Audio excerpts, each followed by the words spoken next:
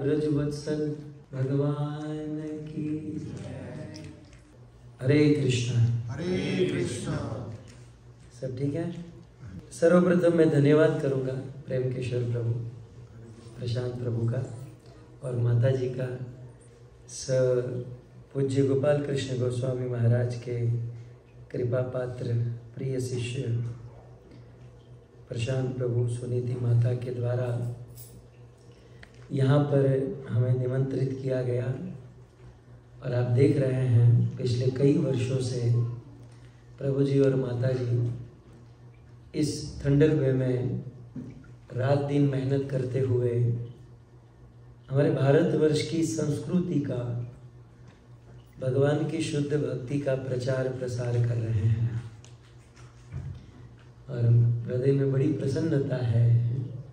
इतना भव्य मंदिर और इतने सुंदर विग्रह और ठाकुर जी की सेवा, और जैसे सोने में सुगंध मिल जाए वैसे शिवलिंग और गजानन गणपति महाराज का दर्शन। सो गोपेश्वर महादेव और गजानन गणपति महाराज यहाँ पर विराजते हैं। आप सब जानते हैं कि वर्तमान में कौन सा महीना चल रहा है? श्रावण मास। सो श्रावण महीना चल रहा है और यह श्रावण मास शिव जी को समर्पित है, महादेव को समर्पित है। सो मुझे प्रेम किशोर प्रभु ने कहा आप कुछ भी बोलिए। ये तो ऐसा ही हुआ ना, जैसे हम रेस्टोरेंट में गए और वेटर ने कहा क्या खाओगे, कुछ भी खिला दीजिए। सो श्रावण मास चल रहा है और यहाँ पर गोपेश्वर महादेव उपस्थित है। तो मेरी ऐसी इच्छा हो रही है कि श्रावण मास में शिव जी की महिमा है और यहाँ पर 3 ठाकुर जी विराजते हैं। तो शिव जी की जगन्नाथ जी के साथ एक लीला हम सुनेंगे, शिव जी की भगवान कृष्ण के साथ एक लीला सुनेंगे और शिव जी की भगवान रामचंद्र के साथ एक लीला सुनेंगे। ठीक है? सब मतलब किसी को बुरा नहीं लगेगा, सब कवर हो जाएगा, राइट? और फिर कल भी कथा है, प्रवचन है। यदि आपकी इच्छा रही तो कल पूरा सेशन हम शिव तत्व, शिव लीला उसके ऊपर जा सकते हैं। सोचते हैं कल क्या करेंगे। आज के लिए ये ठीक है। मुझे श्री श्री राधा ब्रज वत्सल भगवान के ऊपर भी कुछ कहना है। आइए, क्योंकि यहाँ के हीरो तो ब्रज वत्सल है। यहाँ के जो मेन हीरो है ना वो राधा ब्रज वत्सल भगवान है। सो हमारे कृष्ण भगवान जो है ना बड़े वत्सल है। ये वत्सल शब्द आप देख रहे हैं ना, श्री श्री राधा ब्रज वत्सल, राइट? कितने लोग वत्सल का मीनिंग जानते हैं? नहीं जानते हैं? तो सुनिए, ये है राधा, राधा माने राधा रानी और ब्रज वत्सल माने कृष्ण। लेकिन कृष्ण को ब्रज वत्सल क्यों कहते हैं? वत्सल जो होता है ना, वत्सल, ये शब्द किससे बना है? वत्स और वत्सल, 2 शब्द है, राइट? वत्स माने बछड़ा, काफ, बछड़ा जानते हैं ना, गाय का बछड़ा होता है। जो गाय होती है ना वो तो केवल गाय होती है, लेकिन गाय को जब बछड़ा होता है तब उसको वत्सल कहते हैं, वत्सला, राइट? सो वत्स माने बछड़ा, और जिस गाय को बछड़े का जन्म हुआ है फिर वो वत्सला हो जाती है। तो वत्सला गाय में एक गुण है, वत्सल गाय में एक गुण है। क्या है? जब गाय अपने वत्स को, बछड़े को जन्म देती है, वैसे गाय बड़ी सत्वगुणी होती है। गाय में हिंसा नहीं होती है ना। बुल कभी हिंसा कर देता है? या फिर सिंह, शेर, भालू, ये सब हिंसक है, हिंसा करते हैं। सो गाय तो सात्विक है, सत्वगुणी है, वो हिंसा नहीं करती। कोई आदमी बहुत भोला होता है ना तो कहते हैं ये गाय जैसा है, नहीं कहते हैं? और आजकल तो लगभग पुरुष जो है ना गाय जैसे हो गए हैं।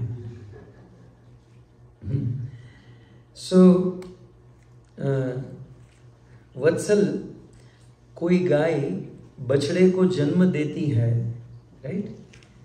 बछड़े का जब जन्म होता है तो उसके ऊपर बहुत गंदगी होती है, और वह वत्सला गाय अपनी जीभ से उस गंदगी को साफ करती है। तो पहला गुण क्या हुआ वत्सला में, कि वो अपने जीभ से बछड़े की गंदगी को साफ करती है।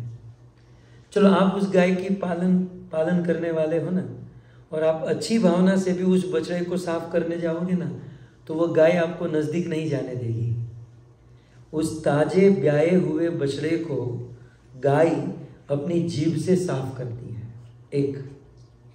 और दूसरा, वत्सला गाय में क्या गुण होता है कि यदि कोई उस बछड़े के पास जाएगा तो वैसे गाय हिंसक नहीं होती है, लेकिन बछड़े को यदि कोई छंछेड़ेगा तो गाय उसको लात मार के दूर फेंक देती है, उस समय वो हिंसक हो जाती है। तो वत्सला गाय में दो गुण है, एक अपनी जीभ से बछड़े की गंदगी साफ करती है, दूसरा यदि कोई आदमी बछड़े के पास आए तो गाय अपनी लात से या अपने सींग से उसे उठाकर दूर फेंक देती है, राइट? ये वत्सला का गुण है। यहाँ पर कृष्ण को क्या कहा गया?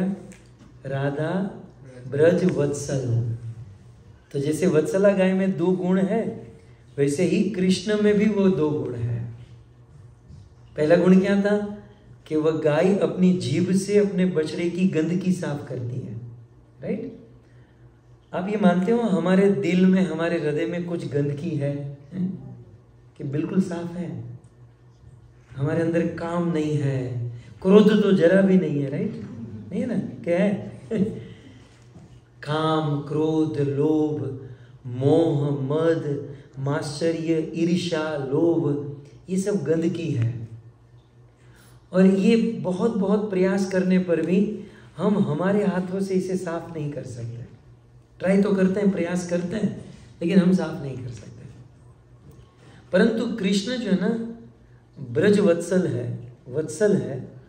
यदि हम कृष्ण के बच्चे बन जाते हैं, यदि हम कृष्ण के दास बन जाते हैं, यदि हम कृष्ण के डिवोटी बन जाते हैं, तो फिर हमारी गंदगी साफ करने की जिम्मेदारी कृष्ण की हो जाती है। जैसे गाय अपने बछड़े की गंदगी को अपनी जीभ से साफ, आप लोग गूगल या यूट्यूब करके देख लेना, जब ताजा बछड़े का जन्म होता है ना, तो उसके ऊपर गंदगी होती है, वो गाय साफ करती है उसे स्वयं। तो जैसे गाय बछड़े की गंदगी अपने से साफ करती है, वैसे कृष्ण अपने भक्तों की गलती स्वयं अपने से साफ करते हैं, अपने से साफ करते हैं। हम लोग अपने दोष को कितना दूर कर पाएंगे, हम लोग कितना अपने आप को प्योर कर पाएंगे? लेकिन एक बार हम कृष्ण के शरण में चले जाते हैं, उनकी भक्ति करते हैं, उनके दास बन जाते हैं, उनके बच्चे बन जाते हैं ना, तो फिर सारी जिम्मेदारी उनकी है। इसलिए सूरदास जी बहुत सुंदर पद गाते हैं कि जो हम भले बुरे सो तेरे। हे कृष्ण, यदि हम अच्छे भी हैं, बुरे भी हैं, जैसे भी हैं, हम तेरे हैं। और जब हम तेरे हैं तो हमें साफ करने की, हमें शुद्ध करने की जिम्मेदारी भी तो तेरी है। और यदि हम शुद्ध नहीं है तो ये हमारा ब्लेम नहीं है, वो ब्लेम तुझ पर है, राइट? क्योंकि बछड़े को साफ करने की जिम्मेदारी किसकी है? गाय की है। ऐसे हम कृष्ण के बछड़े बन जाए, बछड़े इन द सेंस उनके दास बन जाए, सेवक बन जाए, डिवोटी बन जाए, तो वे हमें साफ कर देते हैं, राइट? इसलिए कृष्ण को राधा ब्रज वत्सल कहते हैं। ये तो एक हुआ, गंदगी साफ करते, मतलब हमारे दोष को कृष्ण साफ कर देते हैं। फिर वो वत्सला गाय का दूसरा गुण कौन सा है कि बछड़े के पास कोई जाता है तो गाय क्या करती है? लात से मार देती है, अपने सींग से मार देती है। वैसे गाय हिंसक नहीं है, लेकिन उनके बछड़े को कोई छंछेड़े तो वह हिंसक हो जाती है।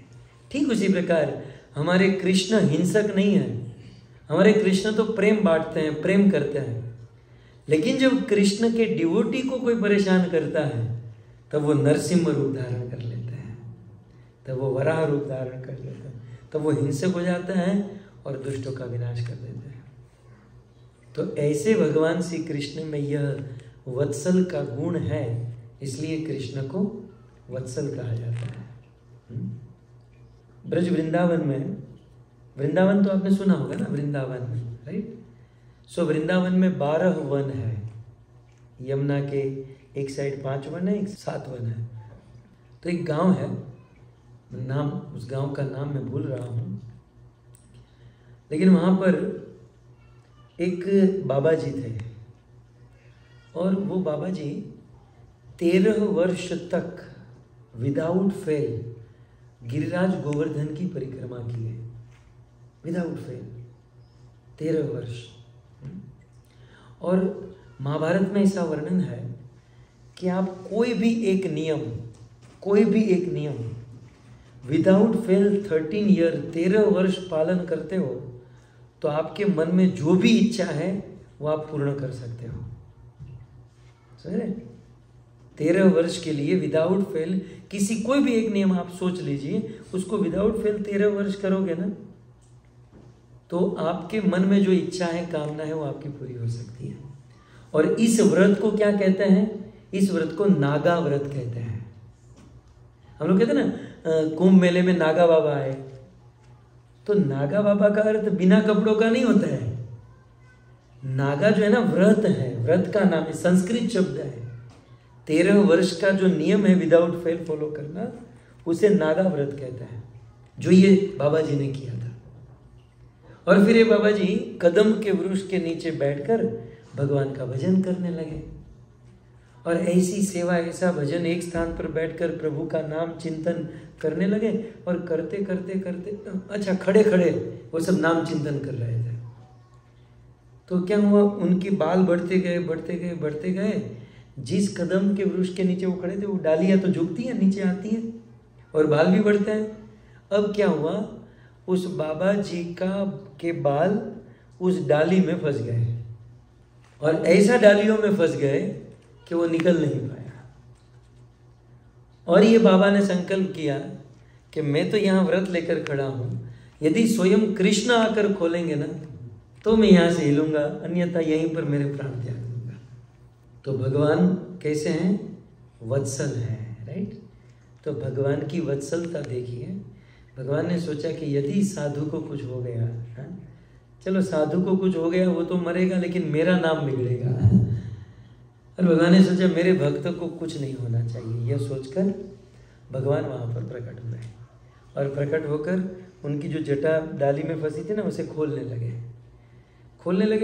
बड़ा प्रयास किया, अब वो निकल नहीं रही थी, वो जटा जो है डाली में से निकल नहीं रही थी।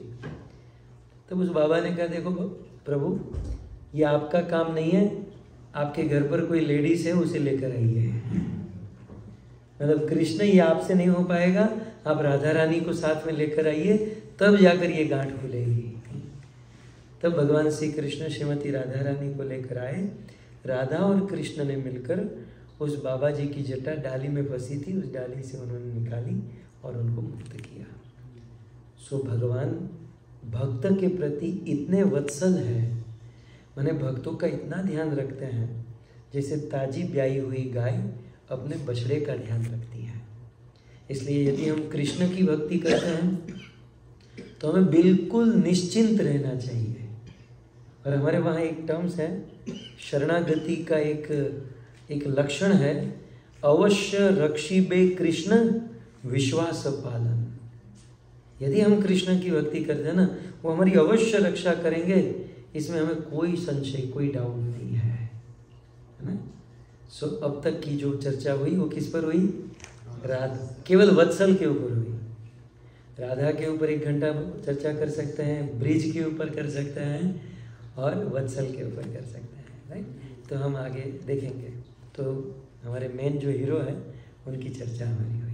आइए, अब श्रावण मास चल रहा है, और पवित्र श्रावण मास में मैं आपको कहूँ कि हम तो वैष्णव है ना, और हम वैष्णवों के लिए राम की भक्ति, कृष्ण की भक्ति, विष्णु की भक्ति महत्वपूर्ण है।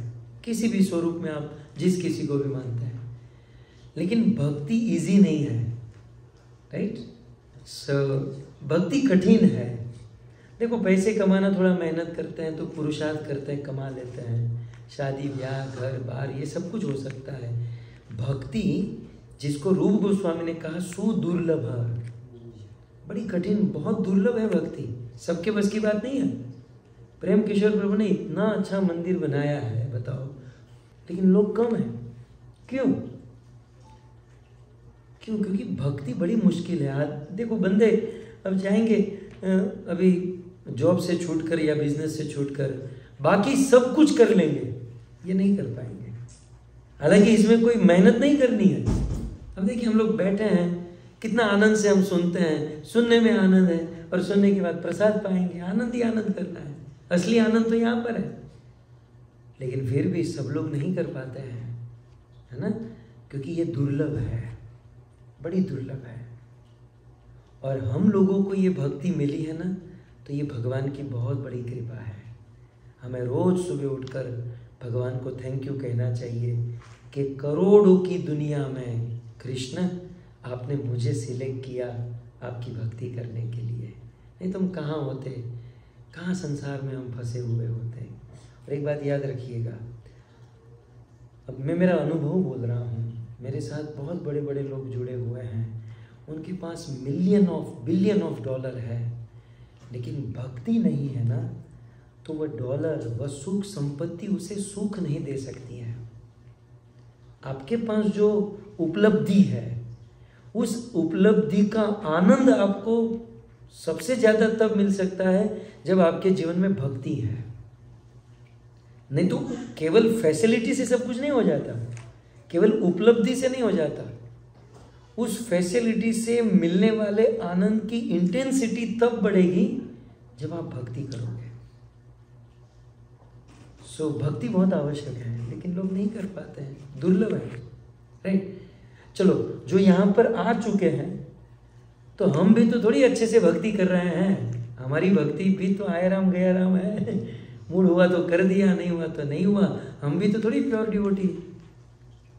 लेकिन इतने लोग, हम लोग ये तो जान चुके हैं कि इस दुनिया में सबसे अच्छा कार्य है भक्ति। चाहे राम की करो, कृष्ण की करो, जगन्नाथ की करो, विष्णु की करो, किसी की भी करो, भक्ति करना उत्तम कर। लेकिन फिर भी हमसे हो नहीं पा रही है, राइट? तो मन में प्रश्न हो सकता है कि हमें पता तो है कि भक्ति करनी चाहिए, इसी से मन को सुख और शांति मिलेगी, लेकिन भक्ति हमसे हो नहीं पा रही है।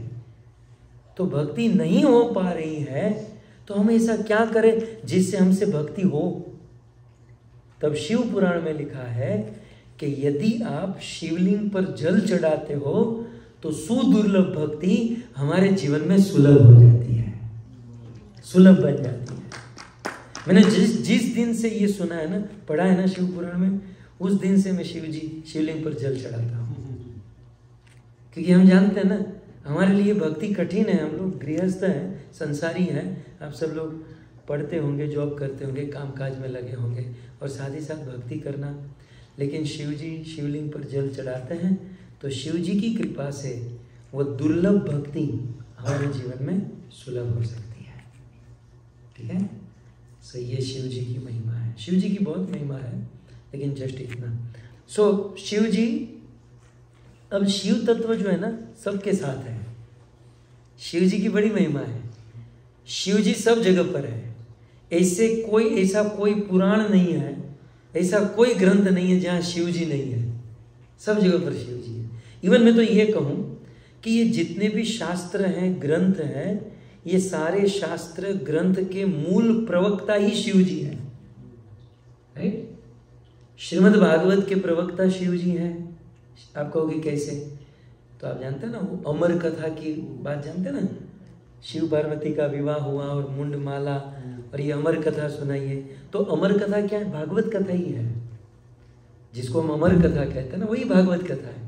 तो भागवत कथा के मूल वक्ता तो शिव जी, फिर उनसे सुखदेव जी ने सुना, फिर सुखदेव जी ने परीक्षित को सुना है, तो मूल तो शिव जी है। राम कथा के मूल वक्ता शिव जी हैं। और भी अनंत संहिता में श्री चैतन्य महाप्रभु की कथा महाप्रभु की कथा सुनाने वाले वक्ता शिव जी हैं। तो शिव जी तो हर जगह पर हैं, शिव जी बड़े प्यारे भक्त हैं और हमारा तो शिव जी से बहुत निकट का नाता है। और सच कहें, यदि हम निष्काम भाव से शिव जी की सेवा पूजा करते हैं ना, तो शिव जी की कृपा से हमें राम और कृष्ण की शुद्ध भक्ति प्राप्त हो सकती है, राइट। इसलिए सदैव हमें शिव जी का आश्रय लेना चाहिए। शिव जी के विषय में लिखा है, शिव द्रोही मम भगत कहावा, सो नर नार की गति पावा।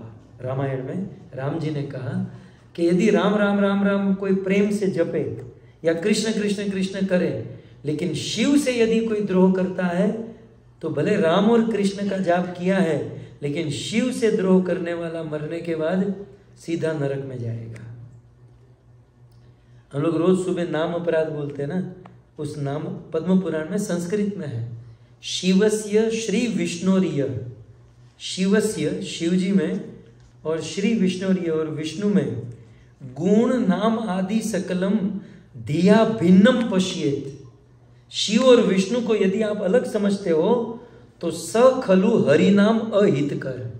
आप कितना भी हरिनाम लोगे, वो हरिनाम आपका हित नहीं करेगा यदि शिव और विष्णु को अलग समझोगे। शिव ही विष्णु है, विष्णु ही शिव है। एक बात कहूं आपको, कहूं कि नहीं कहूं?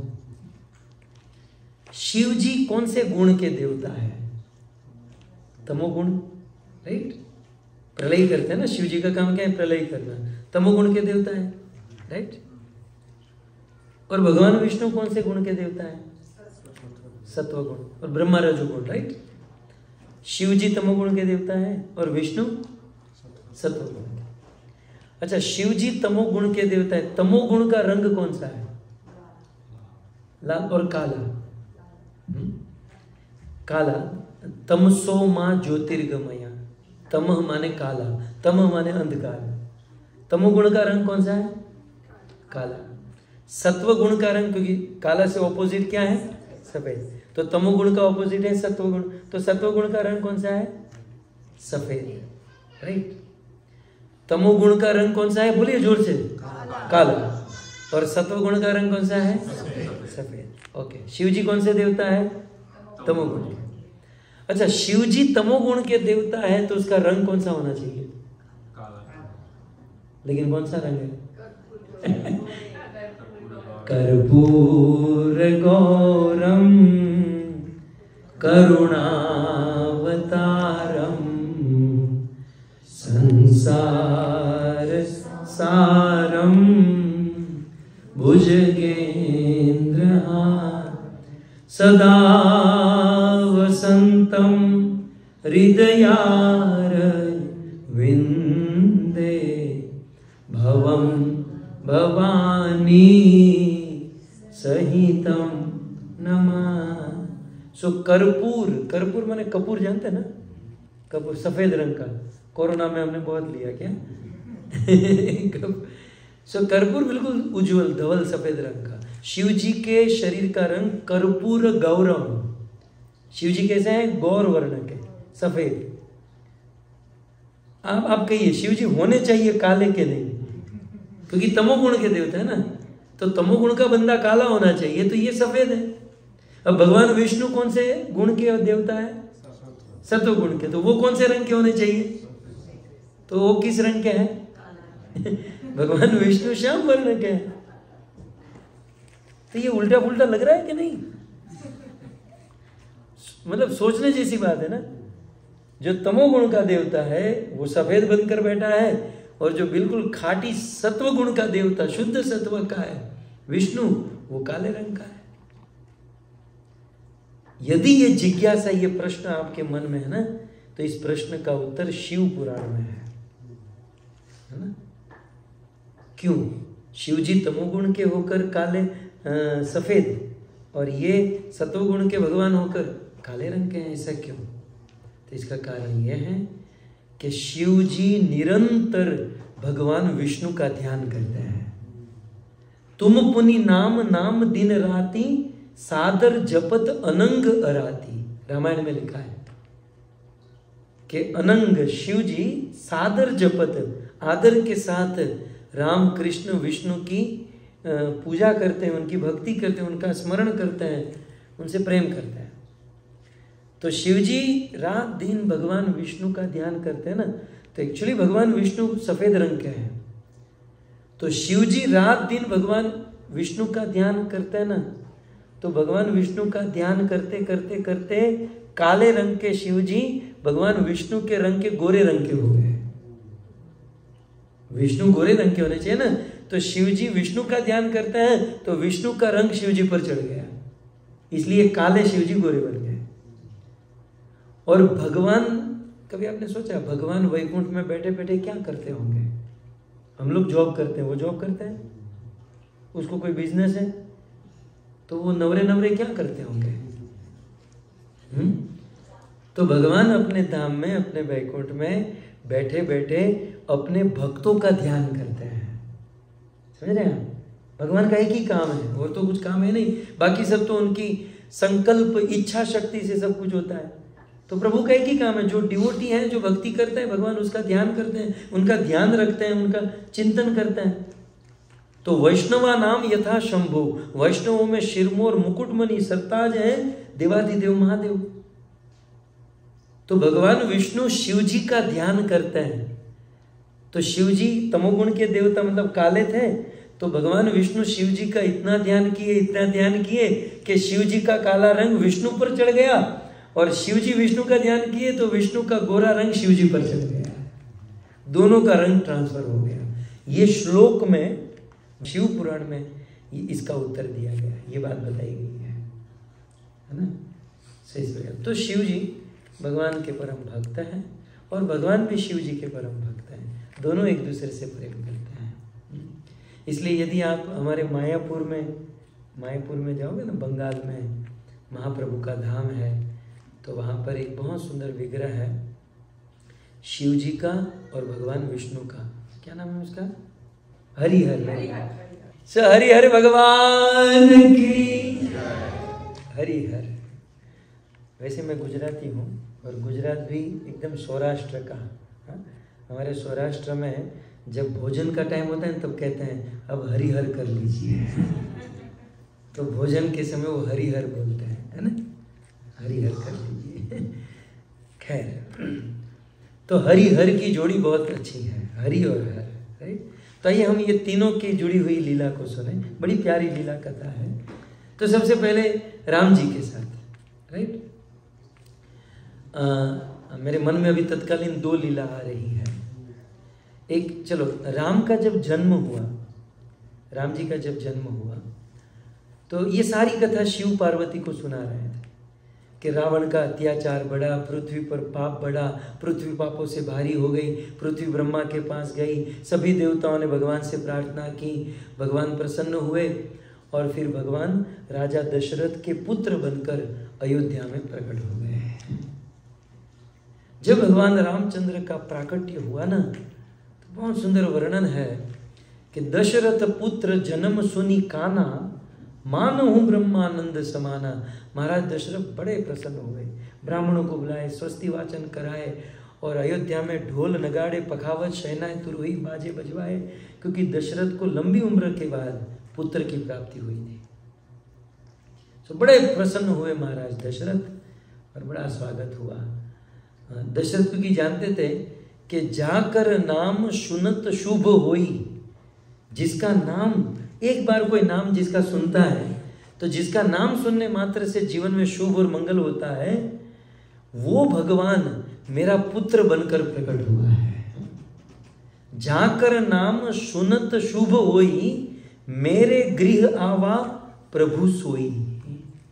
वही प्रभु आज मेरे घर पर प्रकट हुए हैं। सो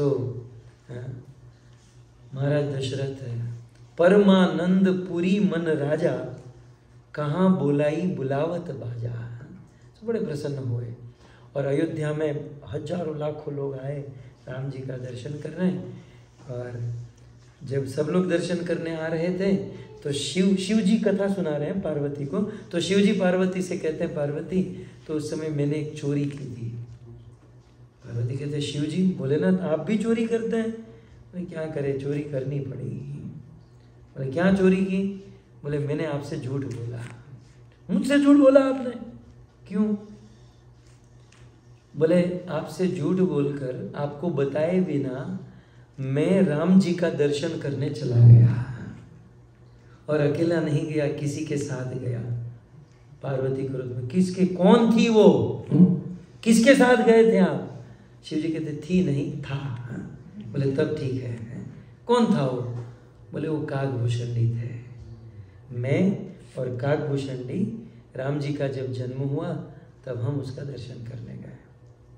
तो हम जब दर्शन करने गए तो शिव जी के गले में सांप है, राइट? गले में सांप, कान में वो जो कुंडल है वहां बिच्छू धारण करते हैं। तो शिव जी सीधे राम, एक दिन के राम थे, उसका दर्शन करने गए तो कौशल्या ने रोक दिया, बाबा आपको मेरे लाला का दर्शन नहीं हो पाएगा। क्यों? बोले आपको देखकर तो मैं डर रही हूं, मेरा लाला तो बेचारा एक दिन का, आपको देखकर बेचारा वो तो मर ही जाएगा। नहीं नहीं बाबा, हम दर्शन नहीं करा सकते। शिव जी ने कहा नहीं, हम आपका दर्शन करने आए। कौशल्या कहती है कि बाबा आप कहो तो आपको जितना दान दक्षिणा डोनेशन भोजन पूड़ी पकवान आप जो कहो मैं आपको दे दूं, लेकिन दर्शन नहीं मिलेगा। सूरदास जी पद लिखते हैं, ना चाहिए तेरी दौलत दुनिया, ना चाहिए कंचन माया, अपने लाला का दर्शन करा दे, मैं दर्शन को आया, नगर में जोगी आया। सो मैं तो आपके लाला का दर्शन करने आया हूं, लेकिन कौशल्या ने नहीं करने दिया तो नहीं करने दिया। तब शिव और काकभूषणी निराश होकर सरयू के तट जाकर बैठ गए। एक बना गुरु, दूसरा बना चेला, और ये लोग बड़े निराश होकर बैठे। और वहां राम जी को भी अच्छा नहीं लगा कि मेरे प्रिय भोलेनाथ मेरा दर्शन करने आए और मेरी माँ उसे समझ नहीं पाई और दर्शन नहीं करने दिया। जैसे ही भक्त भगवान से अलग हुए, भगवान रोने लगे। राम जी जोर जोर से रोने लगे। माँ कौशल्या ने दूध पिलाया, खिलौने दिए, न जाने क्या क्या किया, राम जी का रोना बंद नहीं हुआ। तब किसी अयोध्या की स्त्रियों ने कहा कि देखो आपके लाला को किसी की नजर लग गई है। नजर लगना जानते हैं ना?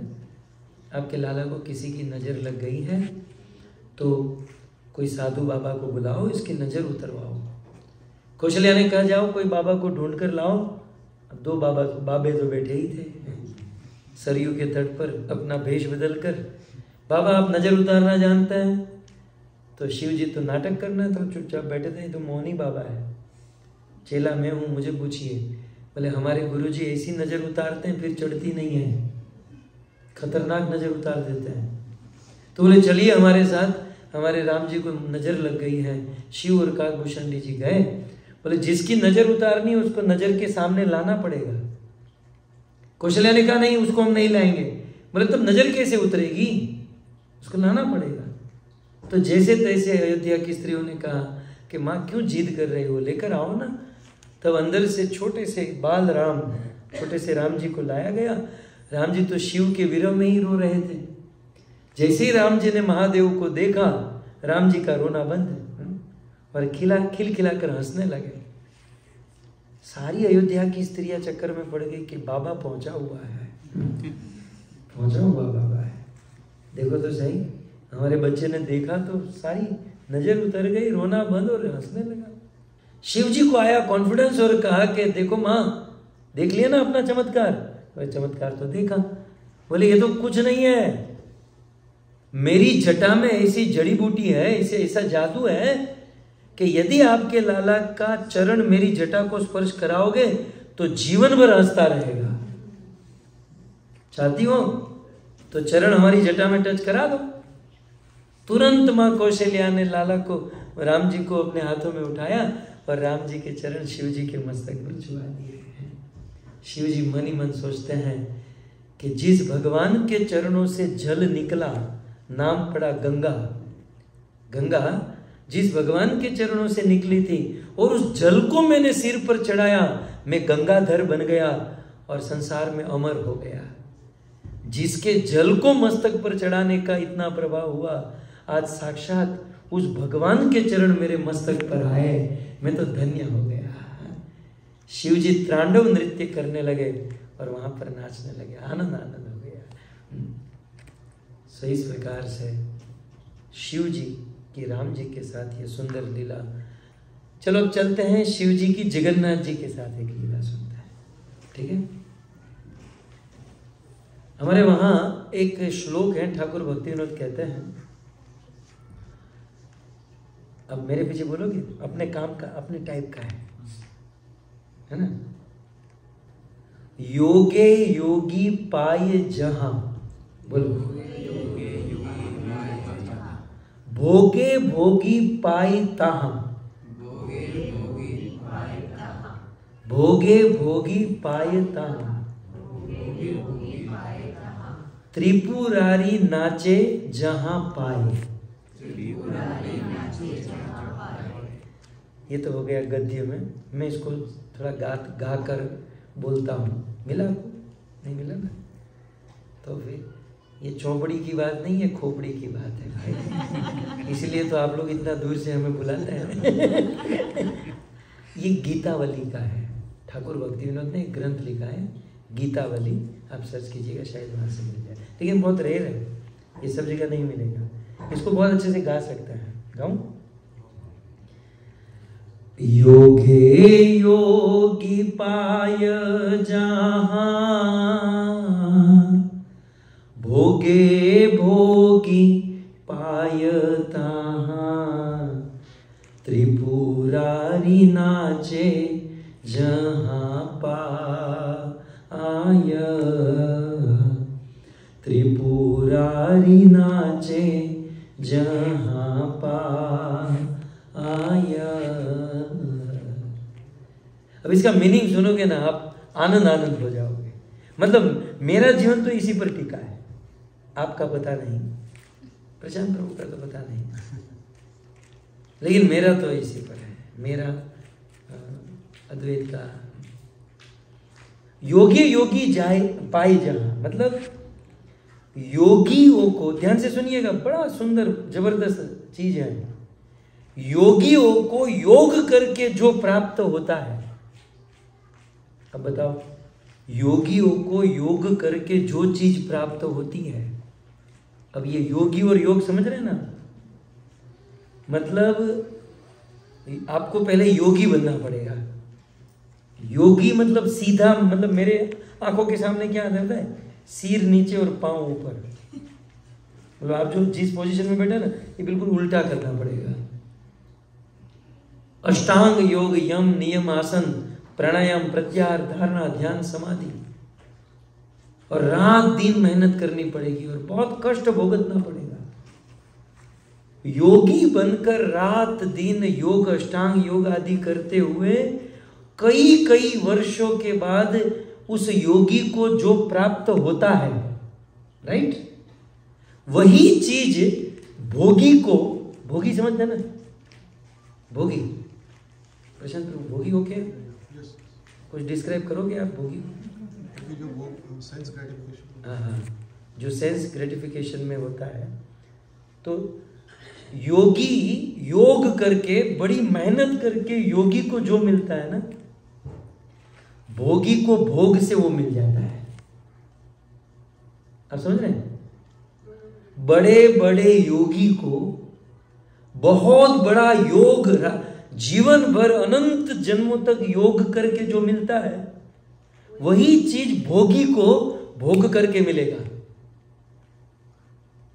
तो क्या करना चाहिए? सवाल ही ना, भोगी करना चाहिए ना। योगी को जो योग करके मिलता है वही चीज, उसमें एक रत्ती कम नहीं, वो भोगी को भोग करके मिलेगा। लेकिन एक क्लोज है, एक शर्त है, वो शर्त मैं अभी आपको बताने जा रहा हूं। वो शर्त क्या है बताएं? योगे योगी पाय जहां, भोगे भोगी पाय ताहां। योगी को योग करके जो मिलता है वह चीज भोगी को भोग करके मिलेगी। करना क्या पड़ेगा? भगवान का प्रसाद खाना पड़ेगा। क्या करना पड़ेगा? भगवान का प्रसाद पाना पड़ेगा। योगी को योग करके जो चीज मिलती है वो भोगी को भोग, माने भगवान का प्रसाद पाकर जो योगी को मिलता है ना फल, वो प्रसाद, भगवान का प्रसाद पाकर वही भोगी को फल मिल जाएगा। और एक बार त्रिपुरारी शिव जी को वो प्रसाद मिला तो प्रसाद पाते ही त्रिपुरारी नाचे जहां पाए। सो त्रिपुरारी नाचे, वो नाचने लगे जिसको पाकर। तो बात क्या थी ये सुनिए आप। एक बार नारद मुनि भगवान विष्णु को मिलने के लिए वैकुंठ गए। कहाँ गए? वैकुंठ में गए। और नारद मुनि और भगवान विष्णु का वार्तालाप हुआ, कुछ दिन तक एसोसिएशन हुआ। तब भगवान विष्णु भोजन कर रहे थे और भोजन के बाद थोड़ा बहुत भोजन बचा था, उसे महाप्रसाद कहते हैं, राइट। तो भगवान विष्णु ने कहा, नारद तू मेरा डिवोटी है ना, मैं तुझ पर प्रसन्न हूं, एक काम कर, ये महाप्रसाद तू ले ले। नारद तो नारद है, वो जो भगवान विष्णु का महाप्रसाद है, जिसमें बड़ा पावर होता है? तो नारद मुनि ने वो महाप्रसाद ग्रहण किया। और जैसे ही महाप्रसाद ग्रहण किया तो शरीर में वो ऊर्जा, वो वाइब्रेशन, वो भक्ति प्रकट हुई। और नाचते नाचते नारद मुनि वैकुंठ से नीचे आ रहे थे, कैलाश में महादेव के पास पहुंचे। महादेव ने कहा, नारद जी आप आज इतने आनंद में, इतनी ऊर्जा में कैसे? बोले, मैं भगवान विष्णु के पास गया था और उन्होंने अपना महाप्रसाद मुझे दिया और मैंने भगवान विष्णु का महाप्रसाद पाया। शिव जी कहते, नारद जी अकेले अकेले खा लिए, मुझे याद नहीं किया, जब आपको मिला तो मेरे लिए लाना चाहिए था। तब नारद मुनि ने कहा, मैं तो इतना भाव में आ गया कि महादेव मुझे तो कुछ नहीं सूझा और मैं सारा महाप्रसाद खा गया। जब नारद जी सब बोल रहे थे तब शिव जी ने कहा, रुको रुको रुको नारद, रुको रुको, तुम्हारे मुंह पे चोंटा है, क्या कहते हैं, चिपका है। भोजन करते समय कुछ लोग थोड़े ध्यान नहीं रखते हैं, मेरे जैसे बड़े उत्साही होते हैं, जब बर्गर पिज्ज़ा कुछ खाते तो यहाँ चिपक जाता है ना, और फिर मुंह साफ नहीं करते तो वो छोटा हुआ रहता है, चिपका हुआ रहता है, राइट। तो नारद जी भाव में आ गए, भोजन करके मुंह बूह धोया नहीं और कीर्तन कर रहे थे। तो जो महाप्रसाद थोड़ा बचा था, यहाँ थोड़ा सा एक चावल का दाना लगा हुआ था। शिव जी ने कहा, रुको, हिलना मत नारद, हिलना मत, क्या हुआ क्या हुआ? स्टैच्यू। नारद जैसे हो गए, यहाँ पर थोड़ा सा है। शिव जी ने थोड़ा सा ले लिया। अब तो वो क्या हुआ, भगवान विष्णु का भी प्रसाद और नारद जैसे डिवोटी का, अब तो वो महाप्रसाद नहीं था, वो महाप्रसाद था। और शिव जी ने जब वो खाया, योगी योगी पाए जहां, भोगे भोगी पाए तहां, त्रिपुरारी नाचे जहां पाए। शिव जी तो हाथ में त्रिशूल लेकर तांडव करने लगे कि आहा, आज तो महाप्रसाद खाकर मैं धन्य हो गया, मैं धन्य हो गया। एक और नारद जी नाच रहे थे, नारद जी के साथ अब तो देवादिदेव महादेव भी नाचने लगे। और नारद और महादेव दोनों को नाचते हुए देखकर अंदर से पार्वती आई। माताओं का क्या है बताएं, यहाँ कम माताएं बैठी इसलिए मैं आपको बता रहा हूं। माताओं का क्या है, आप यदि सीरियस रहोगे तो भी डांटेगी। क्यों सीरियस बैठे हो, कोई मर गया है क्या?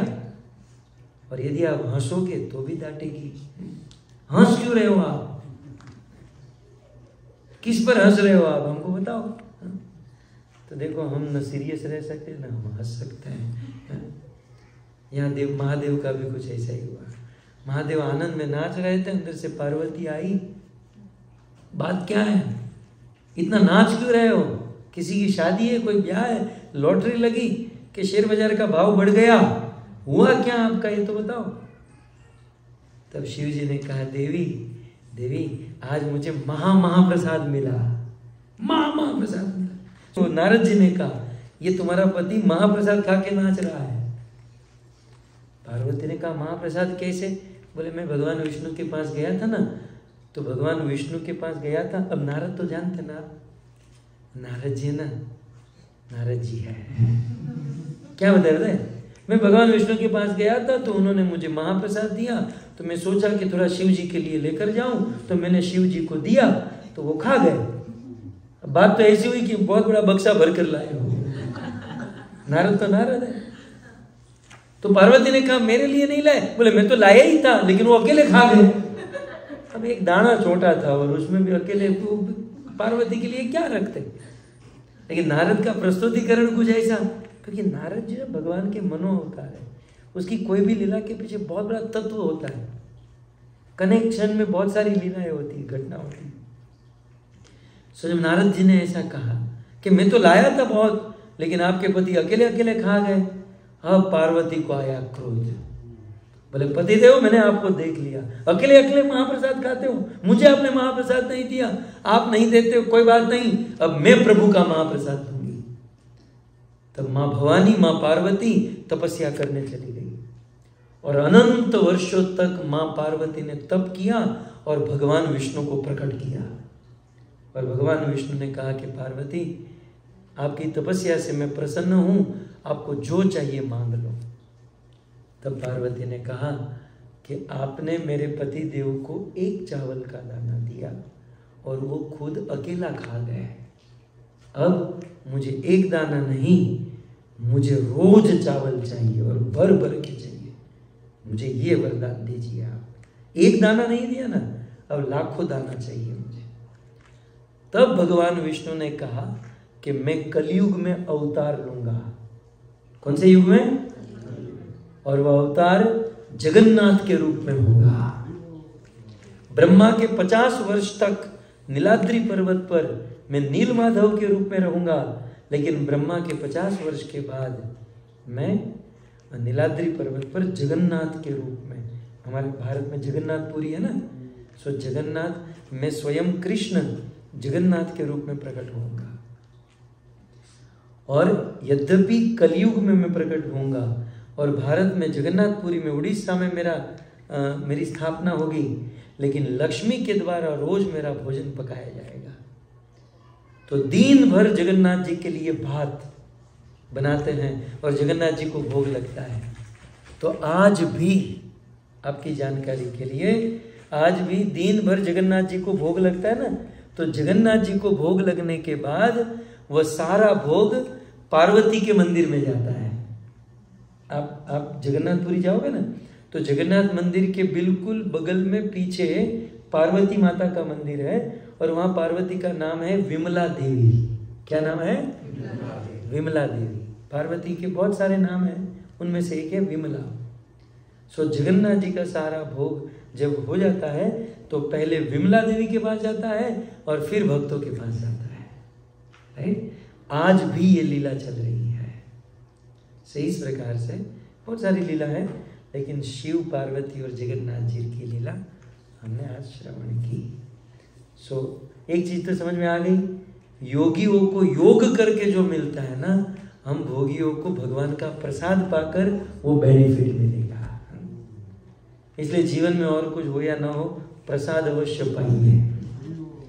आप लोग कनाडा में रहने वाले, मेरी हिंदी समझोगे या नहीं समझोगे कोई प्रॉब्लम नहीं, हिंदी समझ में नहीं आती है, लेकिन प्रवचन के बाद जो प्रसाद होगा ना वो समझ में आएगा, टोटल समझ में आएगा आपको। और प्रसाद माने कृपा, प्रसाद प्रभु का साक्षात दर्शन।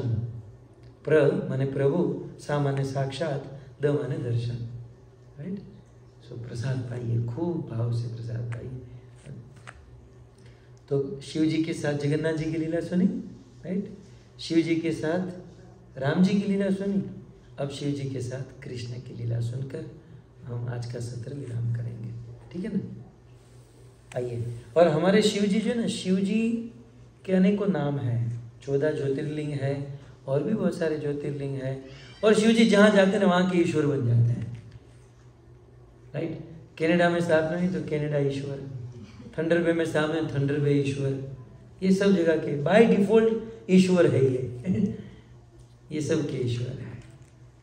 तो यहाँ पर हमारे प्रेम किशोर प्रभु ने जो शिव जी की स्थापना की है ना, ये हमारे वृंदावन में जो शिव जी शिवलिंग है गोपेश्वर महादेव। राइट? और हम वैष्णवों के लिए गोपेश्वर महादेव का स्थान बहुत ऊंचा है, बहुत मुख्य है। तो ये गोपेश्वर कैसे बने, ये गोपेश्वर नाम कैसे मिला, वो मैं आपको सुनाने जा रहा हूँ। ये गोपेश्वर महादेव कैसे, इनका नाम, ये नाम किसने गिराया बताया? नाम गिराते ना, नाम पाड़ते ना एक बार हम खड़े थे, हमारे यहाँ गुजराती हिंदी से मिक्सिंग लोग बोलते हैं, मेरा फोटा पाड़ा, पाड़ा नहीं पाड़ा, पाड़ा पाड़ा, पाड़ा का अर्थ हमारे वहाँ भैंस भी होती है। या कुछ लोग मेरा फोटो गिराया, एक गिरा लीजिए। तो ये नाम किसने गिराया? भगवान कृष्ण ने। कैसे? सुनिए। शरद पूर्णिमा की रात्रि थी और शरद पूर्णिमा की रात्रि में भगवान श्री कृष्ण को महारास करने की इच्छा हुई। कृष्ण के मन में महारास की इच्छा हुई। भगवान श्री कृष्ण ने बांसुरी बजाई और बांसुरी सुनकर सभी गोपियां अपनी सुध बुध भूलकर दौड़कर यमुना के तट पर कदम के वृक्ष के नीचे, वंशीवट आज भी गोपेश्वर महादेव और वंशीवट दोनों बाजू में है वृंदावन में, तो वंशीवट के नीचे सारी गोपियां आई और अनंत अनंत जन्मों से, अनंत वर्षों से, अनंत युगों से जो गोपियां, माधुर्य भाव की गोपियां राह देख रही थी, जो मन में कामना लिए थे, वो सारी गोपियां ब्रज वृंदावन में कृष्ण के साथ रासलीला करने के लिए आई। यह बात जब पार्वती को पता चली तो पार्वती भी रासलीला में जाने को तैयार हुई। सो पार्वती सज धज कर तैयार होकर घर से निकली और शिव जी ऑफिस से घर पर आए। ऑफिस से तो नहीं आए होंगे, लेकिन कहीं बाहर से घर पर आए। जब शिव जी घर पर आए तो पार्वती जल्दी रासलीला में जा रही थी। पार्वती ने कहा, देखो भोजन बना कर रखा है, माइक्रो में गर्म करके खा लेना और मैं सुबह आऊंगी, मैं सुबह आऊंगी। शिव जी ने पार्वती के हाथ को पकड़ा, रुक रुक रुक तो सही, कहाँ जा रही है? पार्वती ने कहा, टाइम नहीं है, कृष्ण ने बांसुरी बजाई है और आज रासलीला होने वाली है, सो मैं रासलीला में जा रही हूँ। अब जब रासलीला की बात आए और शिव जी के मन में, शिव जी तो रह नहीं पाए। शिव जी ने कहा, आप रासलीला में जा रहे हो तो मैं भी रासलीला में आऊंगी। पार्वती ने कहा, आप कैसे रासलीला में आ सकते हो, आप ये सब जिद मत करो। नहीं नहीं, मैं भी रासलीला में आऊंगा। तो बहुत सुंदर परमानंद नाम के एक संत हुए हमारे भारत में, उन्होंने इस लीला पर बहुत, परमेश्वर जी ने बहुत सुंदर इस लीला पर पद लिखा, गाते हैं बहुत सुंदर। ओ मेरे भोले स्वामी कैसे ले जाऊं उस रास में, क्यों? श्याम के सिवा वहां कोई न जाए उस रास में। हंसी करेगी ब्रज की नारी, मानो बात हमारी, गोकुल में आ गए, गोकुल में आ गए। एक बार श्री भोले भंडारी बनकर ब्रिज किनारी, गोकुल में आ गए, गोकुल में आ गए। पार्वती ने मना किया पर ना माने त्रिपुरारी, गोकुल में आ गए, गोकुल में आ गए। तो पार्वती ने कहा कि ओ मेरे भोले स्वामी, आप तो भोले के भोले ही हैं। हर पत्नी को लगता है कि मेरा पति भोला है, राइट? पार्वती को भी लगा ये बिल्कुल भोला है।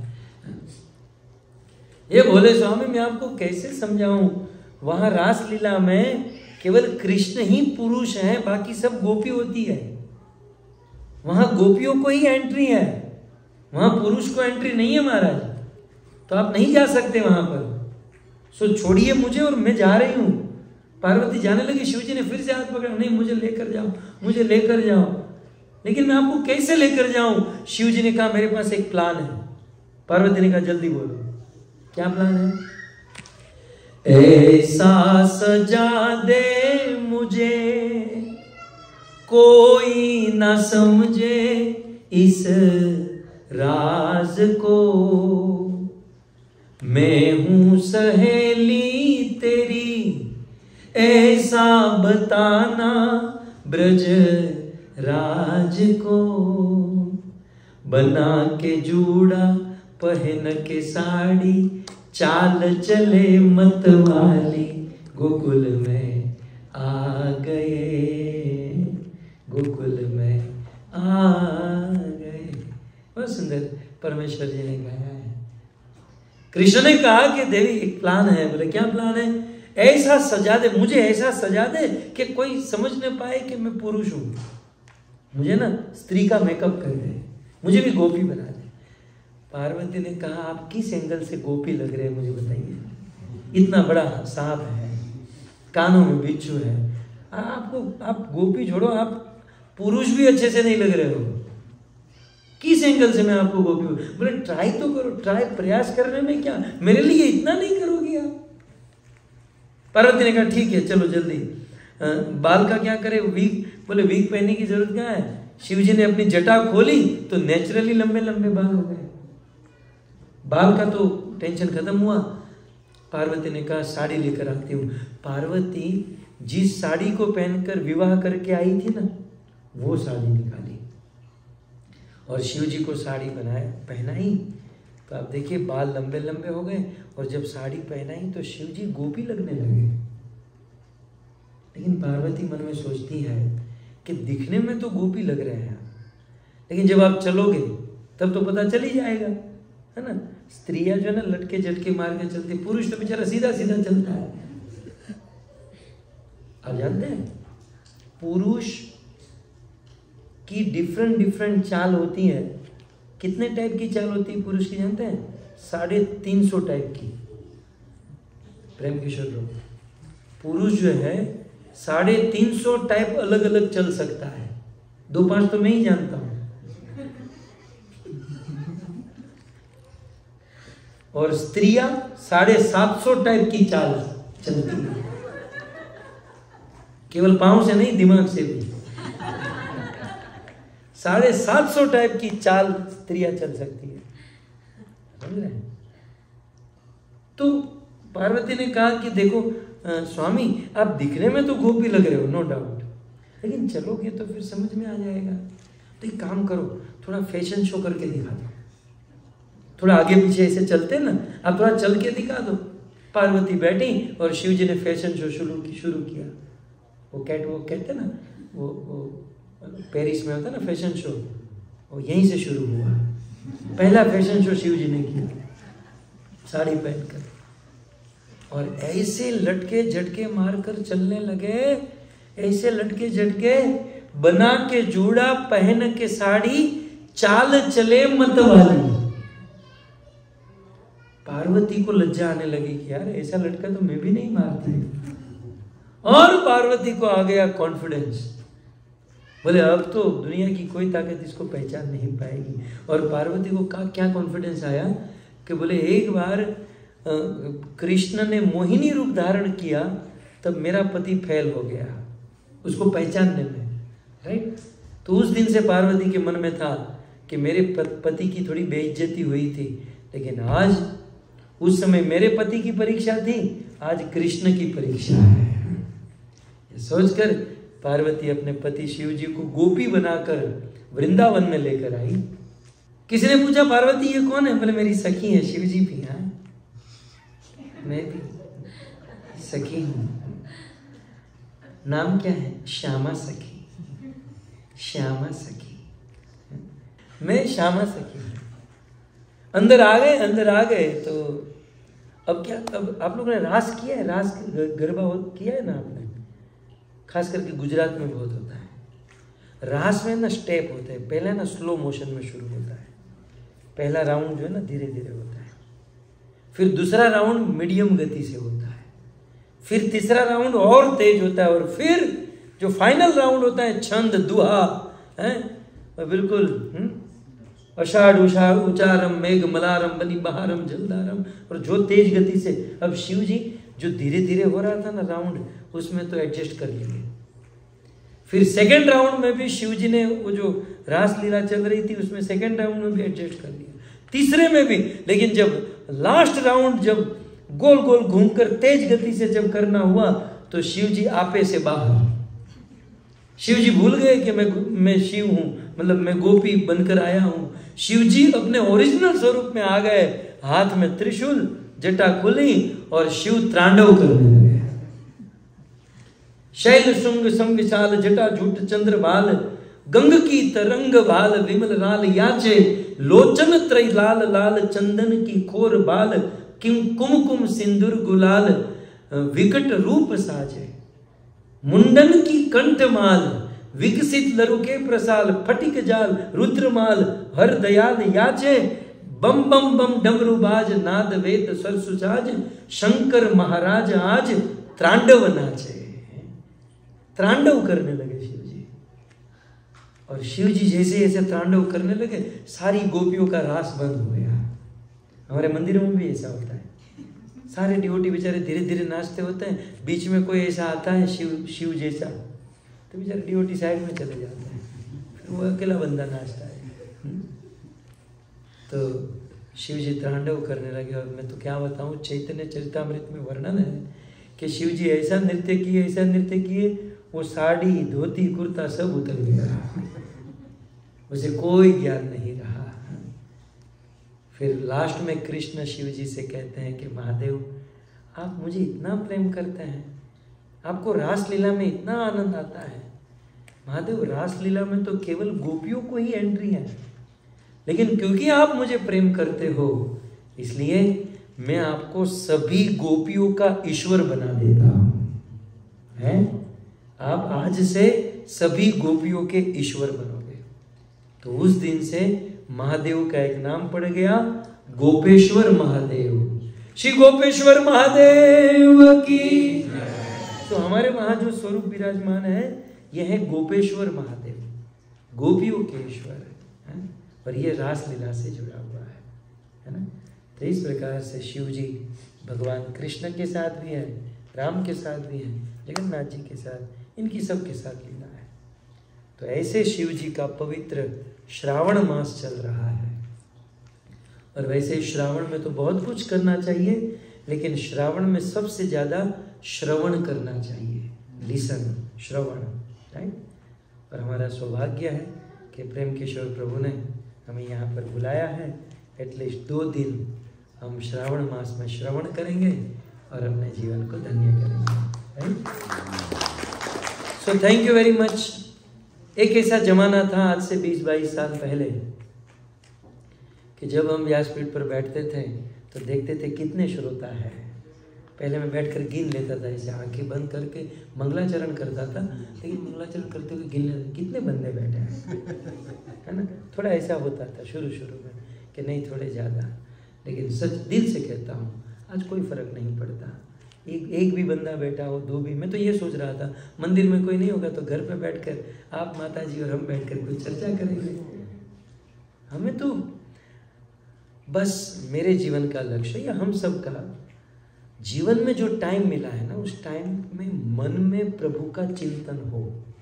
और वो चिंतन एक आदमी के साथ हो, 1000 के साथ। हम जब कथा करते हैं ना तो 25,000 लोग बैठते हैं, तो 25,000 लोग हो या 25 लोग हो, मूल चीज है चिंतन, स्मरण, श्रवण, ये मूल चीज है, राइट। सो मुझे बहुत अच्छा लगा। प्रेम किशोर प्रभु बहुत मेहनत करते हैं, प्रभु आप बहुत मेहनत करते हैं। और आपकी मेहनत को देखकर मैं जब भी यहाँ आता हूँ मुझे लगता है मैं साल में 2-3 बार यहाँ पर। Thank you. हरे कृष्ण। यदि आपके पास टाइम अलाउ करता है तो कोई क्वेश्चन हो तो आप पूछ सकते हैं। प्रश्न है तो पूछ सकते हैं प्रभु जी को। आज के प्रवचन को लेकर या कोई भी प्रश्न हो तो आप पूछ सकते हैं। प्रभु जी इतने दूर से आए हैं, प्रश्न जरूर से करिएगा। मेरा प्रश्न है, जो भगवान को काले भगवान को काले है, उसका रूप तो अलग होता है ना, काले क्यों होता है? बहुत सुंदर। इनका प्रश्न है कि भगवान काले क्यों है, राइट। तू इतना बता दे काना, तेरा रंग काला क्यों। तो कृष्ण बहुत एक्सक्यूज करते हैं ना, मैंने काली रात को जन्म लिया इसलिए मैं काला हूँ। वो क्या कहते झूठ बोल रहा है। तो कहते हैं मैं काली गाय का दूध पीता हूँ ना इसलिए काला हूँ। अरे झूठ बोलता है। तो अलग अलग 2 को कल बहुत सारे एक्सक्यूज देते हैं, लेकिन फिलोसॉफिकल कृष्ण काले क्यों है, जो मुझे समझ में आया, ये कहीं किताबों में नहीं लिखा है, लेकिन टेक्निकली ग्रंथ पढ़कर इतना समझ में आता है। कृष्ण रसराज है। कौन है कृष्ण? रसराज, रसिक शेखर, सभी रसों के भोक्ता, राइट। कृष्ण सभी रस के भोक्ता है, शांत, दास्य, वात्सल्य, माधुर्य, सभी रस, 5 गुण, 12 मुख्य रस, सभी रस के रंग है ना, सभी रस के रंग है ना। जैसे उन्नत उज्जवल रस तो राधा रानी का सफेद रंग है, माधुर्य का सफेद रंग है, तो सभी रस का रंग है। कृष्ण सभी रस को एक्सेप्ट करते हैं और सभी रस के अलग अलग रंग हैं। तो सभी रंग को एक कर दोगे तो कौन सा रंग बनेगा? काला रंग बनेगा। सभी रंग को आप, सारे रंग आप जमा कर दो तो वो काला हो जाएगा। तो कृष्ण के अंदर सारे रंग हैं, इन द सेंस कृष्ण के अंदर सारे रस हैं। कृष्ण को छोड़कर और किसी में भी सारे रस और रंग नहीं है। जैसे मैं राम जी को लूं, यद्यपि राम जी कृष्ण में कोई अंतर नहीं है, लेकिन लीला की दृष्टि से आप देखो तो राम में केवल मर्यादा रंग ही है। राम में माधुर्य नहीं माना जाएगा। जनकपुर में कितनी स्त्रियां थी, राम को इसके साथ विवाह करना चाहती थी, नहीं किया। वो सूर्पनखा रावण की बहन राम से शादी करना चाहती थी, राम ने नहीं किया। राम ने माधुर्य केवल सीता को दिया और किसी को माधुर्य नहीं दिया, है ना। तो कई सारे ऐसे रस जो राम में नहीं है। नरसिंह भगवान में वीर रस है, वात्सल्य है, माधुर्य नरसिंह में भी नहीं है, इवन भगवान का ही है। लेकिन कृष्ण के अंदर सारे रस है, माधुर्य भी है, दास्य भी है, साख्य भी है, वात्सल्य भी है, सारे रस कृष्ण के अंदर है। तो सारे रस सारे रंग कृष्ण में है, इसलिए कृष्ण काले हैं। टेक्निकली मुझे ये समझ में आता है ना। सो हाँ, तो ये काले रंग हुआ, राइट, टेक्निकल। अब भक्त की भावना के अनुसार कृष्ण रंग भी बदलते हैं। आपकी भावना यदि कृष्ण गोरे क्योंकि जिनकी रही भावना जैसी, प्रभु मूर्त देखी तिन तैसी। तो हमारे प्रेम किशोर प्रभु ने कृष्ण गोरे हैं ये भावना की, तो यहाँ पर ठाकुर जी गोरे रंग के हैं। वृंदावन में भावना है कृष्ण काले हैं तो काले हैं। कोई भावना करते हैं कृष्ण नीले रंग के हैं, तो कभी किसी जगह पर नीले रंग की हुई है। तो आप किसी पर न ब्लेम कर सकते हो, किसी को गलत नहीं कह सकते हैं। भगवान भक्त की भावना के अनुसार प्रकट होते हैं, ये भाव पर डिपेंड करता है। एक है टेक्निकल तत्व, एक है भाव। तो तत्व की दृष्टि से काले क्यों है ये, और भाव की दृष्टि से, ठीक है। धन्यवाद, थैंक यू। देखिए ऐसे कोई प्रश्न पूछता है तो कितना नॉलेज मिलता है, सबको नॉलेज मिलता है। और कोई प्रश्न? छोटा सा, अगर आप शॉर्ट में आंसर दें, हम जगन्नाथ जी को और कृष्ण को एक क्यों कहते हैं? वेरी गुड, क्योंकि जगन्नाथ और कृष्ण एक ही है। इनका प्रश्न है कि हम जगन्नाथ और कृष्ण को एक क्यों कहते हैं। जगन्नाथ और कृष्ण एक ही हैं। आप ऐसा मत समझिए जगन्नाथ जी कृष्ण के अवतार हैं, नो, जगन्नाथ और कृष्ण एक हैं। तो रूप अलग अलग क्यों है, राइट। कृष्ण को जब राधा का विरह होता है, यहाँ कृष्ण और राधा साथ में है, तो ये कृष्ण का रूप है। लेकिन इसी कृष्ण को जब राधा का विरह होता है तो वो रूप बन जाता है। इसलिए जगन्नाथ जी का दूसरा टेक्निकल नाम है राधा विरह विधुर। राधा के विरह में जो विधुर है, जो स्थिति है, जो सिचुएशन है, वो जगन्नाथ जी है। सो राधा कृष्ण एक ही। और ये प्रमाण स्कंद पुराण में लिखा है, ये जो मैं आपको बता रहा हूँ ना, स्कंद पुराण में। सो राधा कृष्ण को जब राधा का विरह होता है तो वे इस रूप, जगन्नाथ के रूप को धारण कर लेता है। शॉर्ट में, ठीक है। धन्यवाद।